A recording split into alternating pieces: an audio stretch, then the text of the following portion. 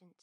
The tourniquet was tight, the blood had ceased to flow, the drip was in, and he was as stable as she could get him in the circumstances. "Right, you two, get him onto the stretcher and put him in the ambulance." She glanced up. She could see Phil was still bending over the guy with the chest wound. She headed for the screamer, not that he was screaming now, which was a worry. She knelt down next to him. His eyes flickered towards her. He was still conscious. "Where are you injured?" She patted his hand reassuringly and checked the name on his dog tag. "Private Perkins." "It's my stomach." Even though he was whispering through clenched teeth, Chrissie could detect his Geordie accent. His forehead was beaded with sweat, but she couldn't check his skin colour because he was slathered with cam cream in shades of brown and green. At least she assumed it was cam cream and not dirt. "Okay," said Chrissie. "So, were you close when that IED went off?" "Close enough," he said, his face contorted with pain.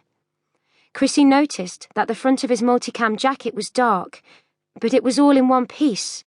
If he had a blast injury, why wasn't his clothing shredded? Something wasn't right, but she didn't have time to fart about analysing it. "What's your first name, Perkins?" "Lee." He winced, then added, "And what's yours?" "Chrissie, and I'm here to help you now, Lee. I'll just see what's wrong and then I'll give you something for the pain." "It's not so bad. I don't want you worrying too much over me, bonny lass." And he smiled at her. Chrissie's heart went out to him. Typical soldier, putting on a brave face despite everything. She ripped open the Velcro flap at the front of his combat jacket and reached for the tab of the zip. The fabric she noticed was sticky and warm. Lee was obviously bleeding, and pretty heavily. Something still didn't quite add up, but she was too involved with his condition to stop and think. She pulled the zip down, and as she did so, grey intestines slithered out onto the muddy ground. "You should have seen your face," said Phil, grinning broadly over the top of his pint. It was a rotten trick to play. Chrissie was still smarting with embarrassment. "It wasn't a trick. It was part of the exercise. I thought you would be bound to spot that his combat jacket was completely undamaged and realise you'd been set up." Chrissie glowered in response. Around them, other soldiers, still in grubby combats from 2 weeks on manoeuvres, were also grabbing a quick pint in the garrison bar, winding down by reliving the highlights of the exercise before their evening meal in the cookhouse, and then heading off to make the most of a free weekend. The noise was deafening. "Oh, come on, surely you can't still be angry." "Angry? I'm furious. No one warned me it might be that extreme."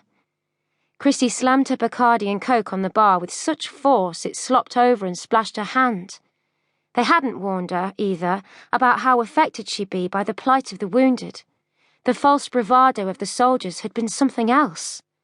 She'd been so wrapped up in the exercise, she'd forgotten that they were all acting. But now she didn't doubt it would be the same for real on the battlefield. And then there had been that last casualty, Lee Perkins. She hadn't been able to get him out of her head since. Stupid, she knew, but that's how things stood.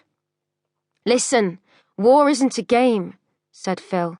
"I know that, but I thought I'd at least get let in gently." "The lads in Maddy alley don't," said Phil. Chrissie sighed.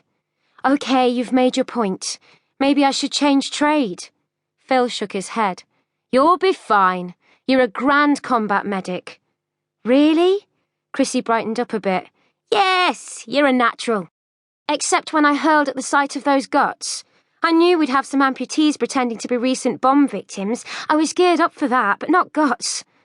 By the way, what were they? Sheep?" "Pig. Local abattoir obliged." "Ugh. Well, you better get used to it. If you go out to Afghan, it'll be for real." I know, I shouldn't have chucked, but it was just a shock. It won't happen again." Phil stared at her. "Were you in nursing before you joined up? Is that why you seem to know your stuff?" "Not proper nursing. My mum was ill for ages and I looked after her. There wasn't anyone else to help." Phil nodded. "That would explain it. So how is your mum now?" "Dead." It was Phil's turn to look discomforted.